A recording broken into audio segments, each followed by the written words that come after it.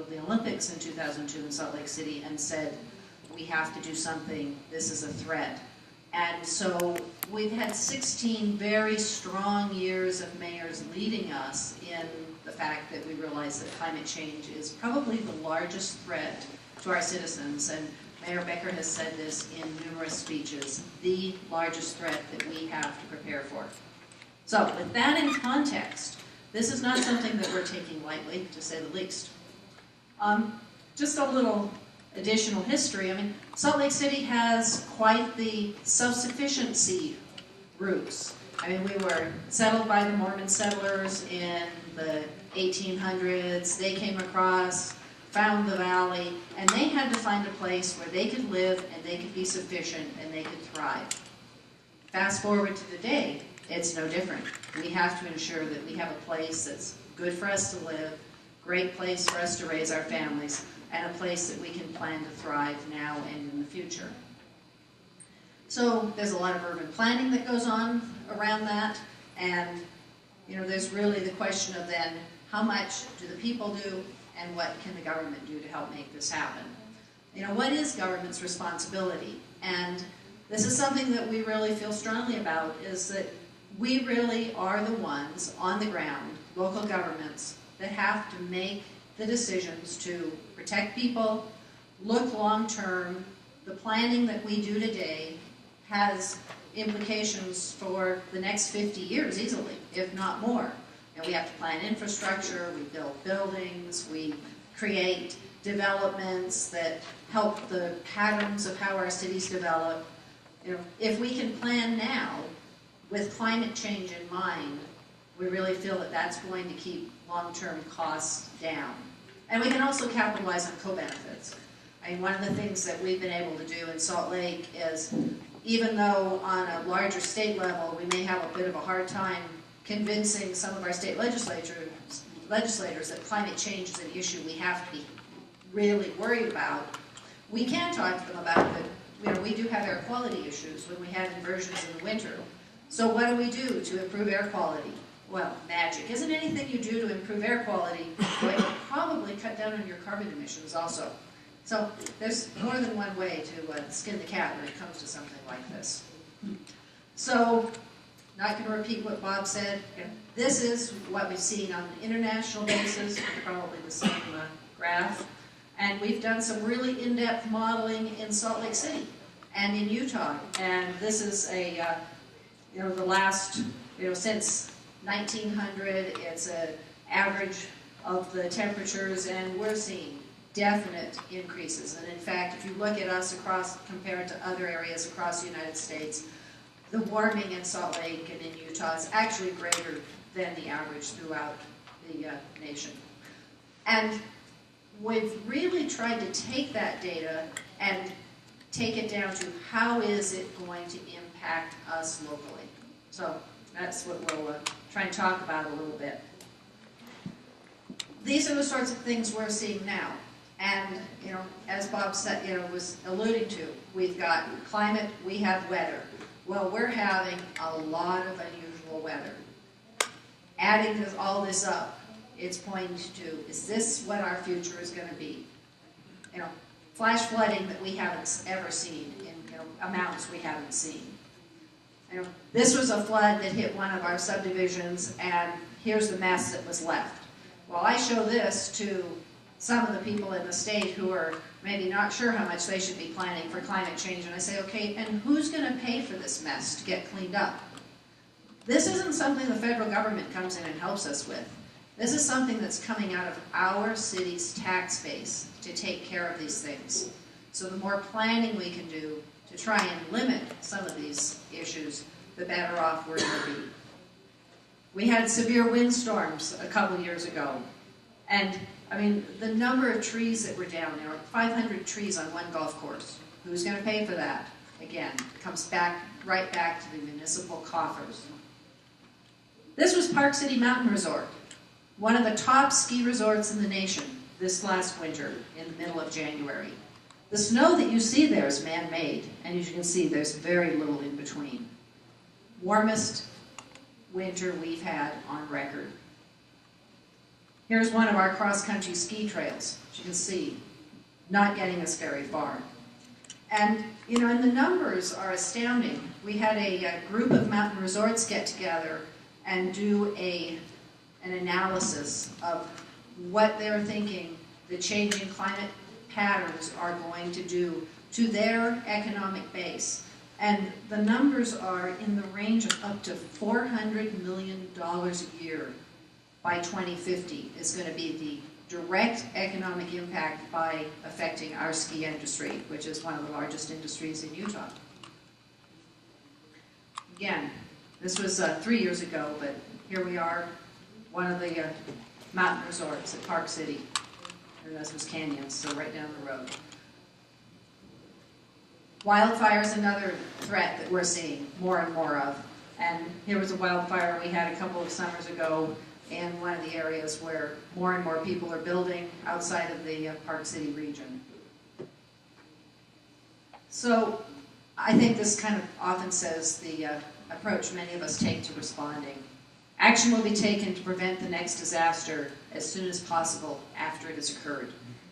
How do we get not only our citizens, but the rest of the governments in our region involved, so they really understand how we're going to have to work together to not only adapt to future conditions, but we're going to have to mitigate. We're going to have to figure out how to reduce our carbon emissions because we can't keep going up on the rate we are now. You can only adapt to so much, and we're not going to be able to adapt to changes if we don't start really looking at mitigation strategies that, where we can make a difference. So we're really looking at ways to build local resilience, and that includes assessing the risk of climate change and the extreme events that we think are going to be happening because of those, doing various prioritizations, obviously, what impacts are the ones that we need to really be considering and looking at, and then putting all of those into city plans. And one of the talks this morning said, was very appropriate. We don't want to just create a climate plan and stick it on the shelf.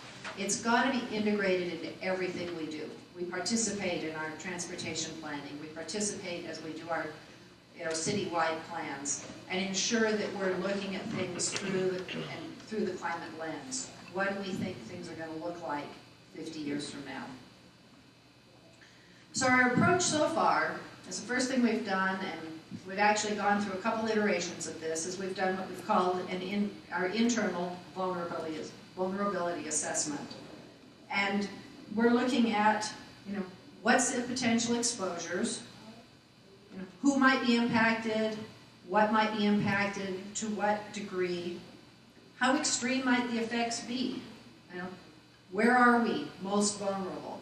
Do we already have resilience built in, or perhaps in some way there's something already there that's easily added to or built upon, so it's not as major of an issue to create resilience there. How sensitive are things to that? And then what's the adaptive capacity? Is there something that we can really make a difference with, or are we going to have to consider that is going to be a higher risk as we move into the future? So I know, again, some small print, but generally what we did after our first vulnerability assessment is we found that we had about 85 impact areas, and of those, 23 were what we rated as high risk within the city. And those included things like our water supply. We've done some really in-depth modeling with our local climatologist. We've looked at long-term trends for temperatures, and 90% of the water that comes to our citizens comes out of the mountains. If you've ever been to Salt Lake, it's kind of just mirror image of here in Denver. We've got, except we're even closer to the mountains, water comes out of the Wasatch straight into our treatment plants. And for every degree of Fahrenheit that we see of increase, we're looking at about a 4% decrease in the amount of water that we're going to be able to tap. And the other big part that's so concerning to us is our natural water storage is our snowpack, and we depend upon that. We don't have a lot of reservoirs. There are a couple that we can pull from, but in general, we depend upon the snowpack for water well into summer most of the time. Well, this summer, we're already thinking that our mountain streams, there are some that may go completely dry, something that we haven't seen for, this century at all. And in that case, we're going to be having to pull from water storage in other reservoirs, which we share with other municipalities. It's going to be more expensive, and we're looking at pulling from our long-term supplies. And one of the other things that, people really, it's hard for us to explain to our council, so the city council manages our city budget, and we go to them whenever we need extra money for something that's outside of the routine. And one year I remember we had to go to them because we needed more salt because we had extreme snowfall. And then just a few months later we went to them and said, well, now we need a lot of water for the golf courses because there's no rain. And they looked at us and they said, well, you're not planning. What do you mean you're not planning? We said, how can we plan when the difference is this peak and valley, and annual city budgets don't work well that way. So how are we going to really work with that?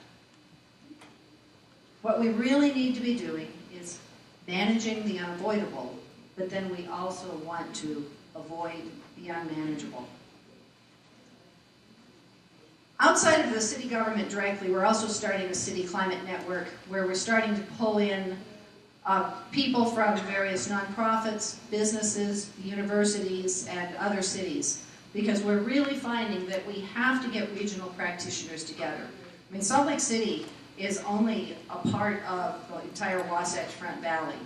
We have direct control over our 200,000 citizens, even though we're in a valley of 1 million and a state of about 4 million people. So what we're doing is we're really needing to educate everyone else. We have to inventory who's doing what, create some sort of a local repository of information, and see how we can work together on both mitigating and adapting.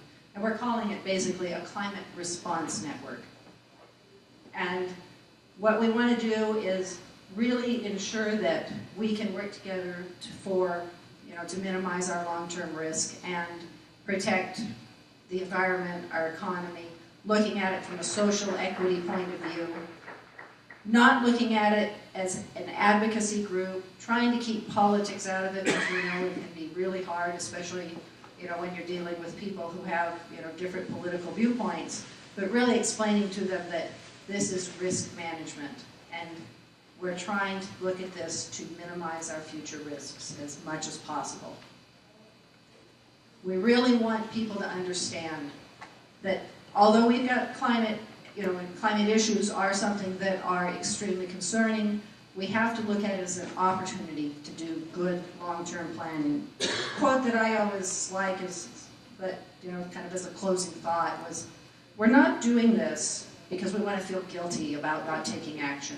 We want to do it because we love the place we live, and we want to keep that place the same and even, if possible, better, because we all live in places where you want to be able to raise your children. You want your children to come back, after they might go away to school. You want them to have jobs. You want them to have a safe place to live and a good environment to live in.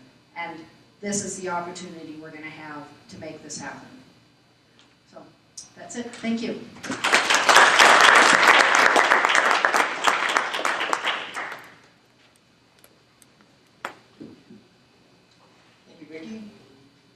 Next up is Joyce Coffey, the Managing Director of the Notre Dame Global Adaptation Index. She brings 20 years of experience in environmental leadership, risk management, performance measurement, and sustainability execution. She has had some more interesting roles. She was a director of Chicago's Climate Action Plan. She also had some time at the World Bank and USAID. She's on Twitter, like I mentioned earlier, and has the Climate Adaptation Exchange blog, if you want to check that out too. Hello everyone, it's so nice to be in Colorado, just miles from where I grew up. So big shout out to anyone from Uni Hill or Fairview. If any of those are in the audience, oh good, there's a thumbs up. And even as I say those words, I reflect on the geography that's implied in them. So I live in Chicago and I work in South Bend, very flat, gorgeous, but flat places. So Fairview and Uni Hill are far from my mind. And in fact, I'm going to ask all of us to go a little further away from where we just were with this really extraordinary explanation of adaptation at the local level, to step many steps back to the global sphere. I work for the Global Adaptation Index, and our mission is really to increase the world's awareness about the need to adapt, furthering investments from both the corporate sector and the development sector that save lives and improve livelihoods in the face of climate change. So we're talking now at the scale of the sovereign or national government, not local government, and we're talking about an international question, not a US one, and we're speaking also very specifically about the corporate sector.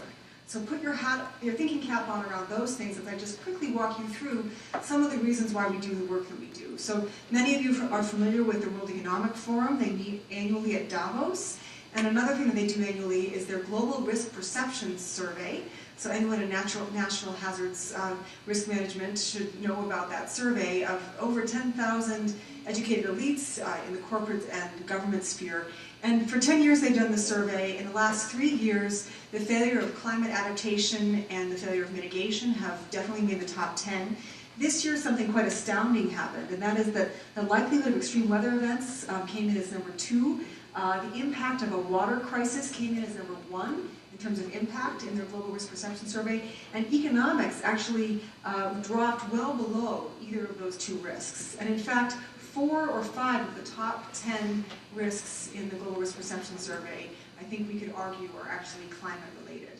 So there's global leaders in the corporate sphere and the national government sphere around the world are feeling climate impacts. In fact, we know that the corporate supply chain is also seeing this impact. The most cited case is that of Thailand, where brake manufacturers and anyone who relied upon pigments and dyes had an impact of over $30 billion to the supply chain from one flooding event in the southern part of the country. So it's not just the Carbon Disclosure Project that is noting these impacts for the supply chain, but even Carbon Trust and others are seeing value chain impacts of climate change. So this should be galvanizing to corporate leaders. And another thing that should galvanize them is the fact that much of our poverty alleviation work over the last several decades is being retracted. So the World Bank in their 4 Degrees report notes that climate change is eroding progress made on poverty reduction. And since I've been speaking about the corporate sector up to now, I might ask you to think, well, what does that mean? When poverty reduction is alleviated, it creates a growing middle class. And the corporate sphere around the world, whether you're a multinational Fortune 500 or a local company, that's been germinated in an emerging economy, you rely upon the middle class to grow your market share. And so the fact that poverty alleviation goals are being eroded is actually a huge deal for that growth of the middle class market and therefore the growth of business and economies. So the Global Adaptation Index, we have a country index, which is the world's leading index showing which countries are best prepared to deal with climate disruption. And as Matt introduced earlier, we really try to deal with those things that keep executives up at night, be they corporate executives or government executives. So not only do we deal in the realm of what all of us here consider vulnerabilities, so food, water, health, infrastructure, ecosystems, and habitats, we're also very focused on what we would call readiness, or the readiness to take on adaptation investment. Because any of you who've worked as executives in any sector might agree that generally, when you think about risks, climate risk and climate vulnerability aren't the first things that pop into your mind. Rather, transparency, the rule of law, political stability, the education of your workforce, the health of your workforce, all might come as more primary risks that you're concerned with. So the Global Adaptation Index combines both these vulnerability variables as well as the economic and social and governance variables into a measurement framework that measures adaptive capacities, which Vicki mentioned are very important from the perspective of actual implementation, what we can change today to make ourselves more resilient, sensitivity indicators that show where the bulk of the population might be, for instance, as it relates to some of these incredible risks, and the exposure indicators that Bob Hansen so clearly spelled out for us early on. These are the models from the IPCC, as well as other predicted and modeled information that show what climate change is expected to bring at the national scale. And it turns into this index, which is an index that ranks 180 countries across 45 variables. I mentioned the vulnerability and the readiness variables, looking at 20 plus years of data. This is a freely open source, university-led index. It's in the good of the commons, so we encourage all of you to take our Creative Commons license and use it, as many companies and national governments and development agencies are. And I'll tell you a little bit about the use cases in a moment. But simply to say that, although you can't read it at the top there, it's no surprise that much of the Global Adaptation Index probably tracks fairly close to what you might consider a global gross domestic product. So we have the Scandinavian countries near the top, and then many new states or very insecure states like the Democratic Republic of Congo, Burundi, Eritrea, and Chad at the bottom. And it's, I think, quite interesting to see what happens in the middle. So there are lots of tools available on the Global Adaptation Index, and these are tools, for instance, our Global Adaptation Index matrix that's used by corporates. They plot each one of the countries where they have tier 1 suppliers, and they can see over the course of 20 years how those countries tromp across the vulnerability and readiness matrix. So those countries in the upper right, left-hand quadrant for you are highly vulnerable and not ready at all. You would hope that the development institutions around the globe are investing heavily in those countries to increase their readiness, if not decrease their vulnerabilities to climate change. So this is used, for instance, for supply chain analysis, but it's also used, probably not surprisingly, to look at where there might be pioneering investment possibilities. So you can imagine those countries that have moved from the red quadrant to the blue quadrant, that is, they become a lot more ready, might in fact be opportunities. I think it was so brilliant for Vicki to end on this really positive note. Climate change is an opportunity if you unveil the risk and show people where it is that those investments are going to make the biggest impact. Because in fact, especially for the corporate sphere, it's not risk they're trying to avoid, it's unknown risk. So that's part of what the Global Adaptation Index tries to do. And in fact, when you look at the matrix, you can see countries, for instance, like Rwanda, Laos, and Kyrgyzstan, to take countries from 3 different sections of the world, that have made such extraordinary progress on readiness that, for instance, Morgan Stanley is using the tool as a way to help their high net worth individuals think about where they might make their next pioneering investments that might also have some social good involved.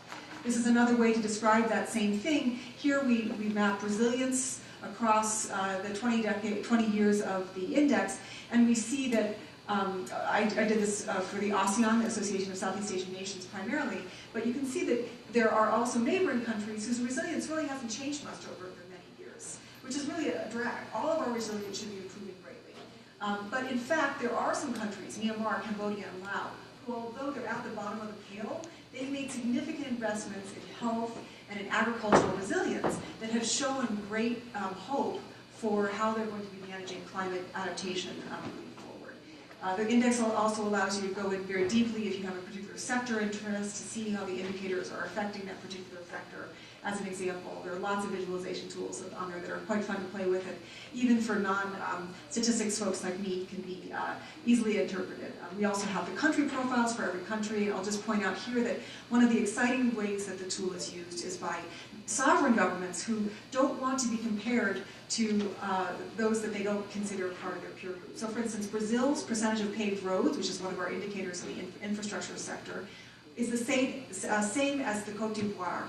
And Brazil does not consider themselves in the same category as the Côte d'Ivoire. So it really galvanizes the Brazilian government to say, well, maybe we should think about the percentage of paved roads, not because we necessarily care about climate adaptation, but because we want to be that emerging BRIC country, Brazil, Russia, India, China, that everyone expects of us, so we better get our act together. The other thing that I think is really important to acknowledge is that, as we've seen from the astounding data that Bob showed us earlier, perhaps in the United States there's disproportionate risk from sea level rise on the East Coast, and we saw the graph that showed the temperature differences in Salt Lake City, which I've never seen before, and it just called to mind some amazing change that we've already seen within my generation. That's true at the global scale too. So the real call to action that I like to remind us all of is that we all have a responsibility for the disproportionate risk that climate change brings, and the incredible work that happens in the United States should have an impact on improving resilience around the world, particularly in Africa and in Asia, where there is just such an incredible disproportionate risk. But unfortunately, our data show that that isn't necessarily happening. So it will take more than 100 years at current rates for lower income countries to reach the current resiliency of OECD countries like the United States. So just imagine the rebound from Hurricanes Katrina and Sandy, and put that in the context of a lower income country like Chile, or a least developed country like Haiti, and you can see that we have a long way to go in increasing the world's resilience to this really incredible challenge ahead. So I'll just close by saying that many people, many leaders around the world are asking questions about climate change. Standard & Poor's, which many of you might think about from the perspective of how it rates your cities or how it rates the corporations that you have stock in, also of course looks at sovereign risk. And they use GAIN to show which countries are at risk of dropping their bond rating due to climate change.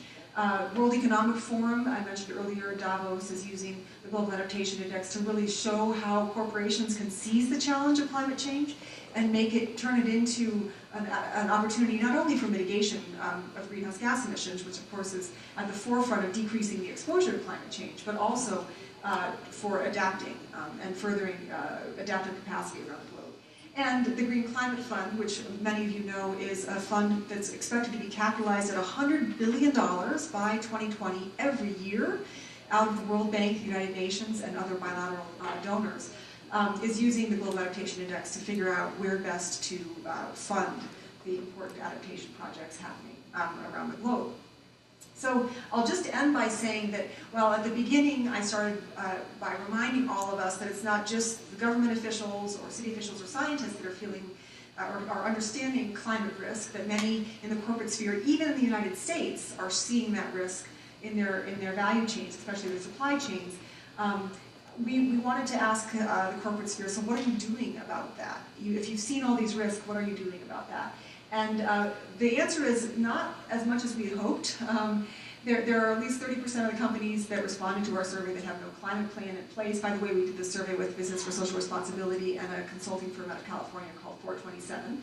But many of them are seeing the water scarcity and political instability that's very evident when you look at the traction between climate change and civil conflict as being at the very forefront of their worries as it relates to climate change. And it's no surprise, of course, that supply chain is the risk that they're most concerned about, but I was interested in the finding that the survey elucidated that both customers and markets, as I mentioned earlier about the middle class market, for instance, is coming to the fore as part of the value chain risk that corporations see. I'll just close by saying that you have a week left to encourage any corporate leaders you know, or perhaps you are a corporate leader, to apply for our Corporate Adaptation Prize. I mentioned that our mission is to increase the world's awareness about the need to adapt in order to further investments from both the corporate and the development sphere in adaptation. And one of the ways that we do this is to try to feature companies that are in fact claiming that what they do is climate adaptation, which by the way, for many companies in the United States is a hard thing for them to swallow. It was hard enough for them to get to climate mitigation. Now getting to climate adaptation is a big deal. But also who are doing this not out of philanthropy, but rather because of the business value of it. So we like to feature those in the Corporate Adaptation Prize. And I look forward to your questions. Thank you so much.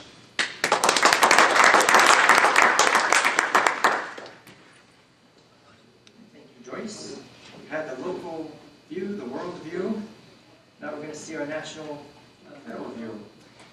Kevin Nelson is a senior policy analyst for the United States Environmental Protection Agency's Office of Sustainable Communities. The office is focused on smart growth issues of local, regional, and national significance.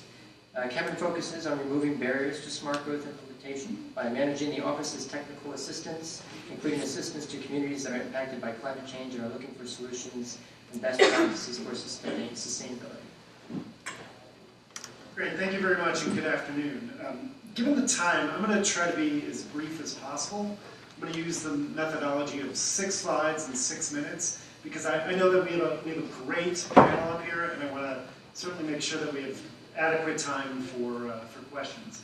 So I'm going to sort of riff off the point that Joyce had made about climate change and the opportunity that exists there. And what I'll talk about just in the next few minutes is really just at the federal level, there's been just this vast sea change, pun intended, about how the federal government, and specifically my agency, the US EPA, and our partners in a federal partnership, HUD and DOT, how we've changed the way that we've thought about climate adaptation and mitigation.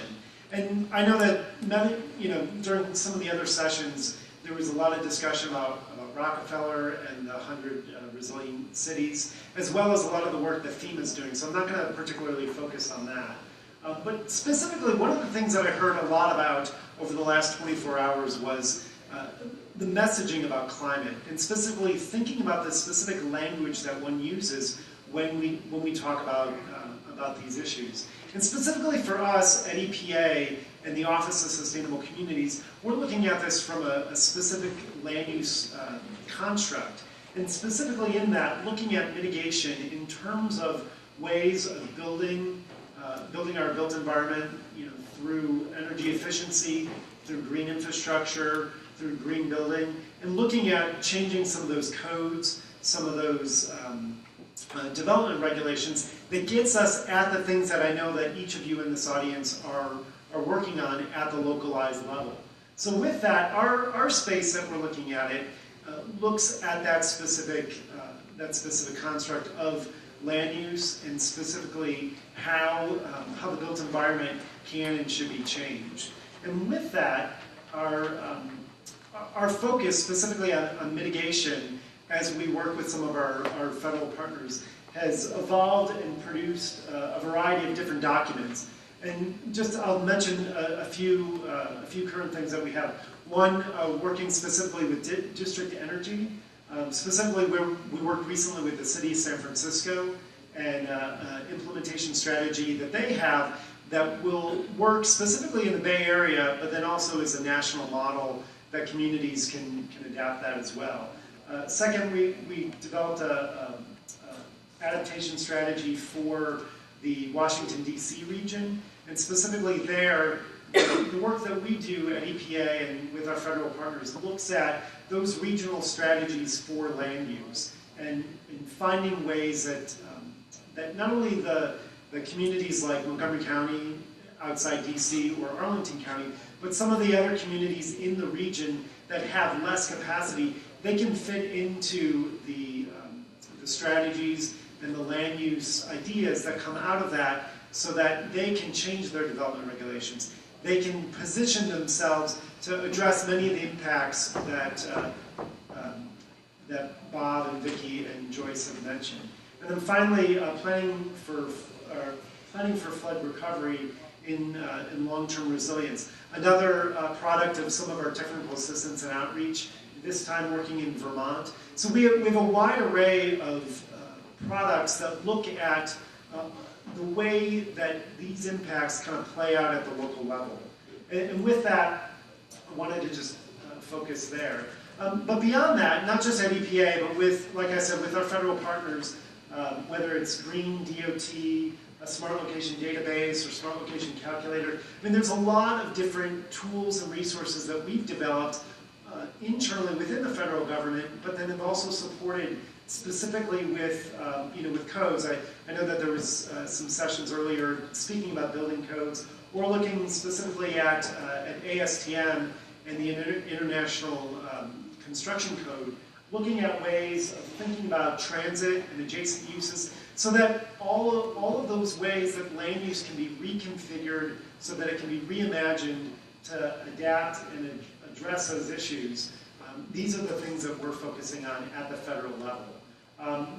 Just briefly about HUD's disaster resilience competition, how many folks knew that there are 19 federal agencies that are actually working on that program? And so, as we've worked to really kind of change the course of the dialogue at the federal level, that's just one example of the ways that we've changed not only that discussion and how we interact and leverage each other's resources, but there have been plenty of ways that requirements in funding and in grants have been augmented based on the conversations that we've had and the leveraging opportunities that, say, EPA and DOT can work collaboratively to change those requirements so that we're all getting to the same benefits and the same outcomes, which certainly didn't happen 3 years ago, and as well as 5 or 10 years ago as well. That kind of new projection. So one last point, just in terms of sort of this federal perspective. several executive orders about the built environment, and specifically 1353, preparing the U.S. for impacts of climate change. You know, one thing that we're specifically looking at in terms of the institutionalization of the policy and the administration priorities over the next 15, 16 months as we transition from one administration to the next, looking at ways that we can implement and institutionalize those priorities with the agency plans and processes and policies that we at EPA and throughout the federal government have already put in place. We know that while administration may change, sooner or later, a lot of the work that we're doing on climate, on mitigation, on adaptation has already been embedded in the work that we're doing, so that once we get to those local applications, a lot of the tools and resources that we've spent the last 5-8 years doing, really will stay intact. And then finally, I just want to mention the Council of Environmental Quality within the White House, that using this this piece of the government to really kind of march forward a lot of the good work that's being done at HUD, at FEMA, at DOT, at USDA, and just a quick snapshot of, this is not an exhaustive list, but many of the things that the White House is trying to invest in to help tribes think about climate impacts, really ramping up ways for adaptation, preparedness, and resilience seminars, increasing energy security, energy vulnerability, and resilient solutions, as well as that national disaster resilience competition. So the point is, there's been a lot of change that we've been making over the last 3 or 4 years to, one, get the built environment as part of the conversation at the federal government in terms of the co-benefits, one, and then two, just institutionalizing the way that we're working, so that whether you're interfacing with FEMA or EPA or any other federal agency, we're all now trying to get you to those same outcomes and those same objectives. So I'll stop there and open it up for questions for myself or anyone else on the panel. Thank you.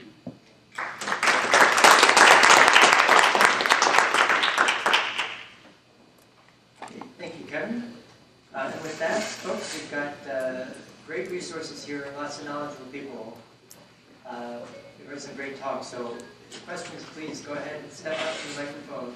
I could wander in. All right, yes, the microphone will be handed to you. I have some questions. Absolutely, yeah. Great. So, Don, you mentioned that the nights are warming faster than the days, or that's what the trend seems to be. Can you speak a little bit more about why that might be and what the implications are for the overall global temperature rise? Sure. In terms of why that might be, it looks like it's largely related to increased moisture in the atmosphere, especially in places like the central and eastern U.S. I'm going to tell a lot of you that it's been a pretty humid summer in a lot of the country. So that seems to be one of the main drivers, although there certainly were warm nights in the Northwest because they were just hot overall. Implications, one thing that comes to mind right away is heat waves. There's a pretty strong correlation between the warmth of the nights during heat waves and their morbidity, because people don't have a chance to let their systems cool off in the evening. They don't have access to air conditioning. So that's one comes to mind. Thank you very much.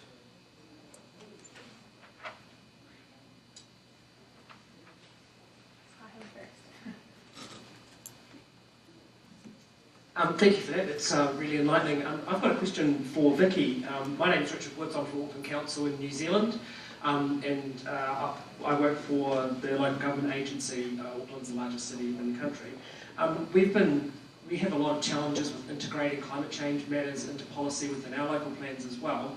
And I guess my question was around, do you guys work to include the higher consequence, low frequency hazards into your local plans as well? And I just wanted to kind of get you to expand a wee bit on how you're integrating that into policy, whether it's at the high level regional policy or it's right down into the low level rules and requirements. I guess we have immediately the ability to integrate everything possible into city policy. So as much as we can, we have created, sustainability policies and goals that include, for example, if we build a building, we are not only building it as energy efficient as possible, but we have a policy now that we will evaluate. We may not be able to get it to be a net zero building because that would require off-site or on-site energy, solar panels and such, which might really increase the cost, but we're at least going to have it ready to be able to reach that goal as soon as we can afford it. So policies like that we're embedding. A lot of things like our long-term plans, transit-oriented development. We've gone through and really looked at our zoning codes and improved them to ensure that we can have more walkable communities, which will then reduce carbon emissions. So again, trying to embed it into the codes. So what you can do, in your city itself is, I'm not going to call it easy because each one of these, requires a political process and you have to think through it. But at the same time, it is more difficult to try and take that into a larger region. And that's where we are now, where we're trying to really talk about a lot of those co-benefits. So if it's energy efficiency and that's going to reduce our carbon emissions, then let's also talk about how that's going to improve air quality and save costs, save costs for whoever that may be. If we're talking about improved transit, then again, we can talk about air quality and the carbon emissions can be secondary. The one thing we have found is most of the programs that we do in Salt Lake City fairly quickly are then demanded by other citizens throughout our region, and then they go to their city and local municipal governments and request it. So we always try and really put in a good, robust program, make it very visible, advertise it. We use social media. We say, here's what we're doing, and maybe it is guilt. Get the other cities to get involved and be part of it. Hi, Alex Kaplan with Swiss Re. I actually have two questions.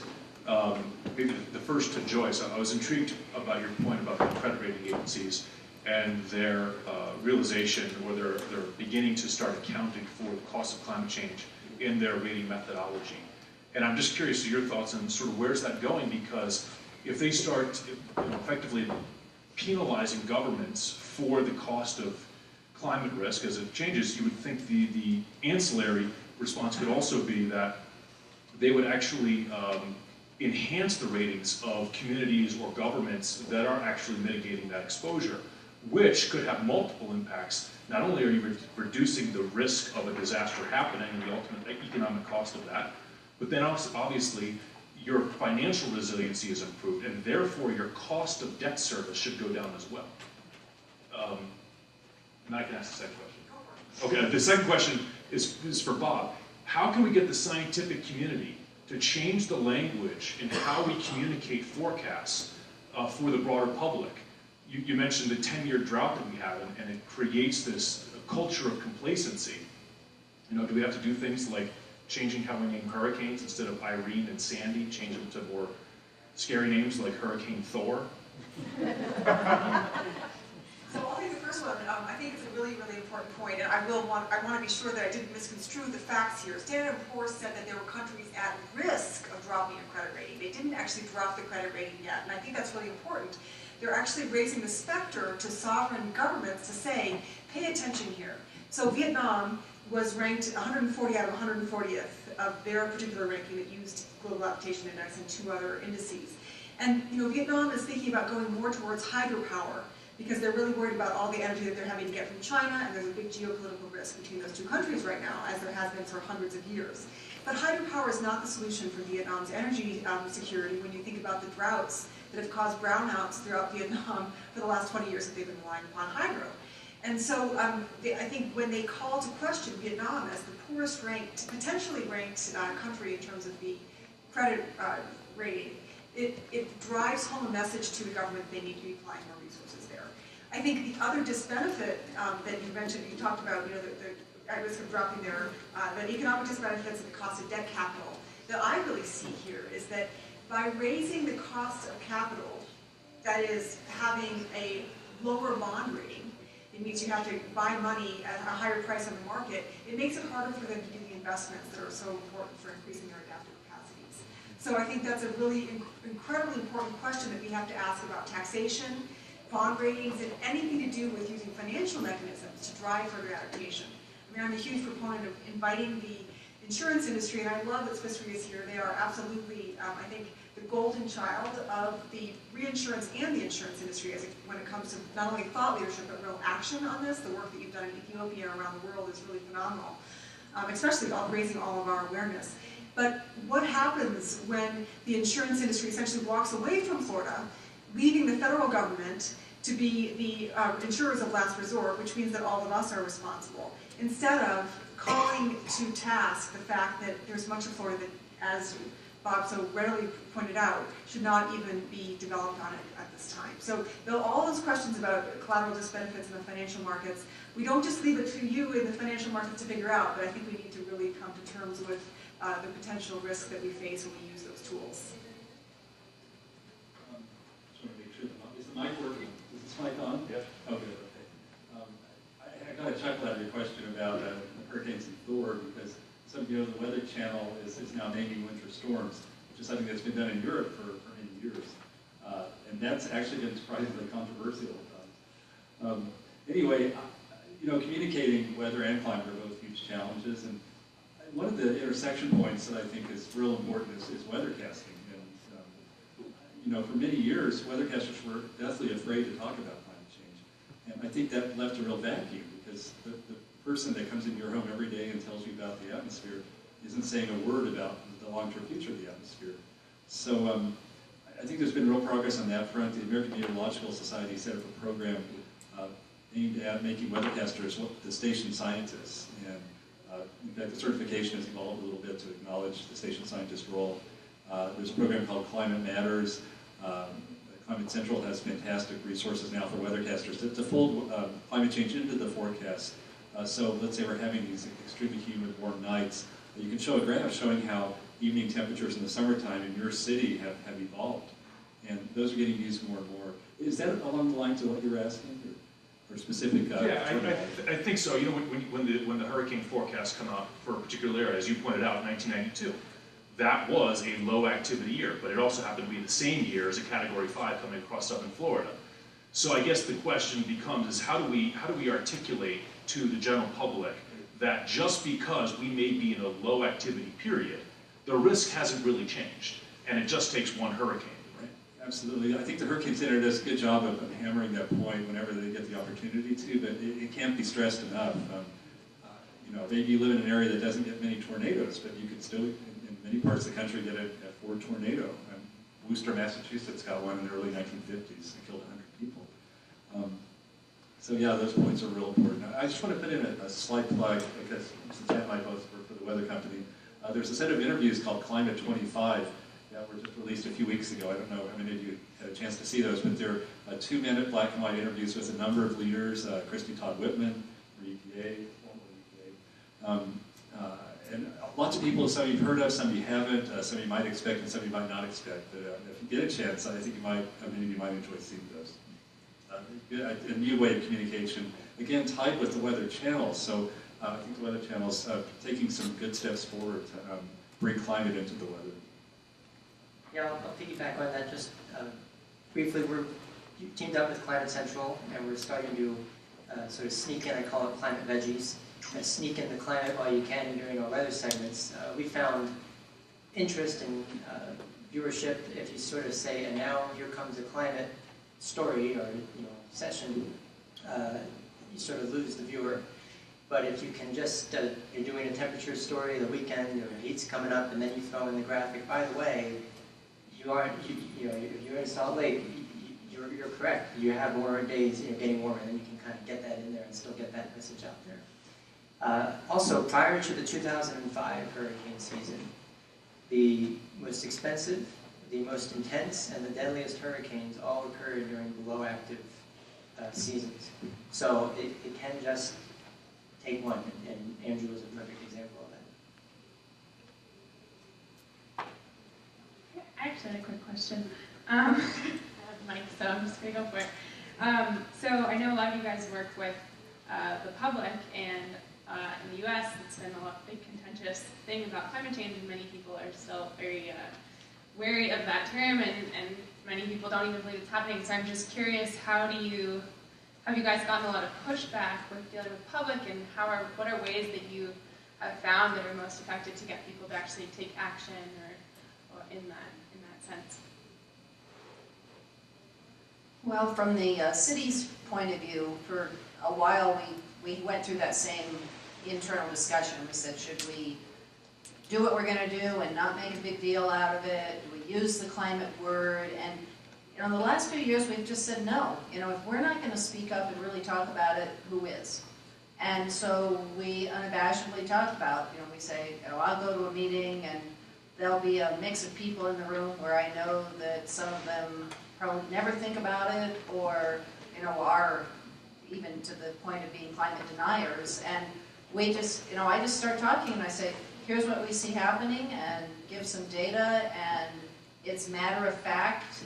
And I think the more that we do that, the more that it just becomes part of the discussion. And we do have, you know, the number one thing is to really get people to understand how it's going to impact them, bring it local, bring it personal, say here are the things that we're looking at doing and why, and you know, why we all have it, you know, something in it together, find some commonality. And that's the approach that we've been able to take, and I think it, you know, and there's, you know, many of you have probably seen the statistics. You know, there are the people who will never believe and the people who do, and the spectrum across. And, you know, there are people who you're never going to reach, and we're just not going to even try and go there, you know, because there's 80% of the people we think we really can work with. So I have a slightly different experience there. First of all, the funding for the Global Adaptation Index comes from primarily NGP, Energy Capital Management, which is a natural gas firm based in Texas. And we also are based at the University of Notre Dame, which I wouldn't necessarily call a blueberry in a tomato soup. I don't necessarily know what their political views are, but it's fairly diverse. So I wouldn't, you know, there are definitely a full spectrum of folks at the university and also funding the university. And climate adaptation is actually a really, for me, in this part of my career, the first time that I've been able to speak with folks who might classify themselves as climate deniers and find common ground. It doesn't have to be about whether the causes of these extremes that Bob and Vicki mentioned are climate driven, that it's human caused, but in fact we are seeing some changes. So I guess that would be number one. Number two, however, based at Catholic University, we waited with bated breath to see what the papal encyclical would say, and it has been incredibly helpful for us. So those of you who are not familiar, Pope Francis put out an encyclical called Our Common Home, Laudato Si', and it doesn't speak specifically to climate adaptation, but it speaks specifically to climate change, and it calls to task the world to become a lot more present in the active fight against climate change, especially for the world's poor.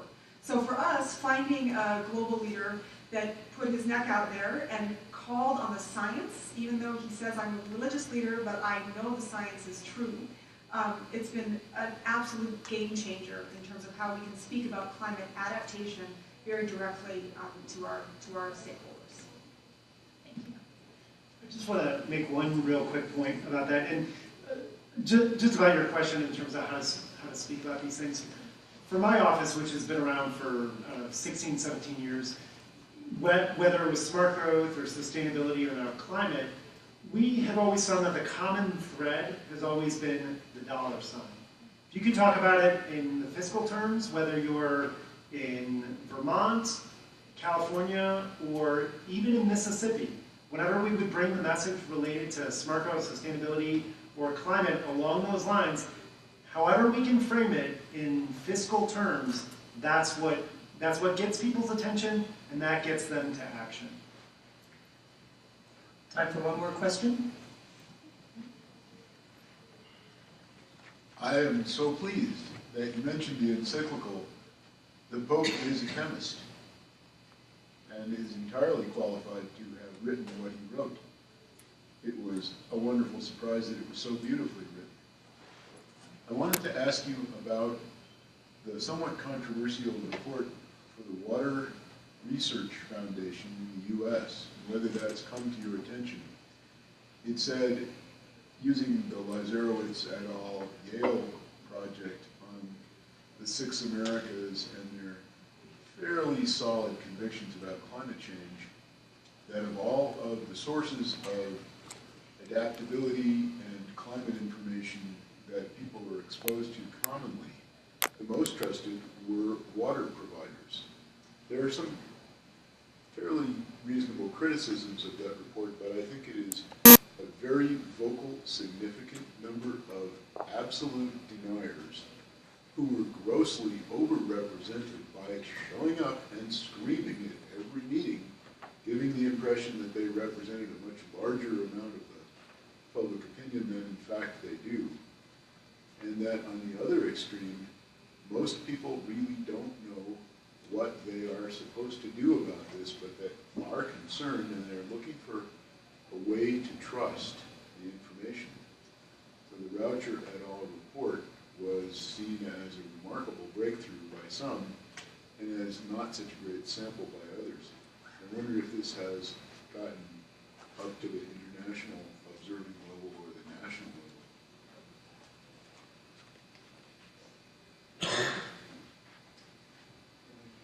I had heard about that. That's very encouraging and interesting, I think. Water is so critical, obviously, and the water implications of climate change are pretty profound, and in some ways more profound than the temperature ones. So I'll look that up. National Water Institute? It's the Water Research Foundation. Water Research Foundation. It used to be the American Water Works Research Foundation, and then it was the it was AWRF, the American Water Research Foundation. Now it's the Water Research Foundation. But it is a membership benefit to have access to the full report, but the abstract is free. And so far they've been very generous. I think they appreciate its importance and interest to many other people. It was done by Stratus Consulting, which is now part of ABT, but very high-end, very respected. I think one thing that comes immediately to mind is climate change is plagued by being such an abstract problem in that you can't see carbon in the air unless it's in black carbon. You can't taste it, you can't smell it, carbon dioxide. But water is pretty tangible, so maybe that's why water folks are trusted more.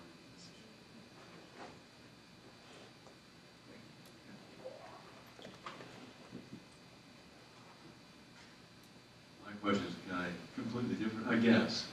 I'm always interested in our next generation. They're about 3 and 4 feet high. School-age kids, they're going to be here, they're going to have to live through all this. Is there anything being done to reach or make it so it's a reality to them? As they're growing up, like when we were growing up, energy was a concern, and we realized recycling was another one. That, sometimes they make parents understand better than other adults speaking to them. So just a question. So recently I tried to figure out how many universities in the United States had an adaptation program. I know you're speaking about the lead one, South University, but let's just start there. And I was disgruntled to see that it's really ebbed and flowed, but it doesn't look as though there's more than maybe 10 universities in total that have a specific climate adaptation or resilience trend or minor or major that you can receive. In specific, I was actually hoping that the private sector would, the business schools would do more of that. And there has been sort of fits and starts in California, but currently nothing happening. So I would say that that is a major white space gap that we owe it to ourselves to fix. I myself have a young person in my family, and he doesn't know climate adaptation or resilience from anything in his school. They're still talking about recycling, which isn't bad, but he's a lot further along than that. He could definitely handle the graphs that, a 9-year-old could handle these graphs and could see that there's something changing that he needs to be a part of and aware of. So I think it's a very important point that we should get on. Yeah, I mean, I think just anecdotally, it probably depends on where you live. Like, even though I work down in DC, I live up near Baltimore, so we're in the whole area obviously is in the Chesapeake Bay watershed. But that's such a critical part of the STEM education in elementary school, at least where we are. So my 10-year-old can talk relatively decently about green infrastructure And so there clearly is something that, she's clearly not listening to me, but she's listening to, you know, her teachers, or, you know, however that's conveyed. So it's permeating there, and I'm guessing depending on where you are in the country, it probably, you know, transpires at, you know, to some level as well. I'd just like to add that there's a great entity out there called the National Center for Science Education that's specifically oriented around encouraging and improving K-12 instruction on mostly climate change and evolution, since those are some of the toughest topics to deal with in K-12 settings. And I'll finish by saying that the January State of the Union, the President said that no challenge poses a greater threat to the next generation than climate change. So, can't be said any more clear than that. Folks, join me in thanking our panelists.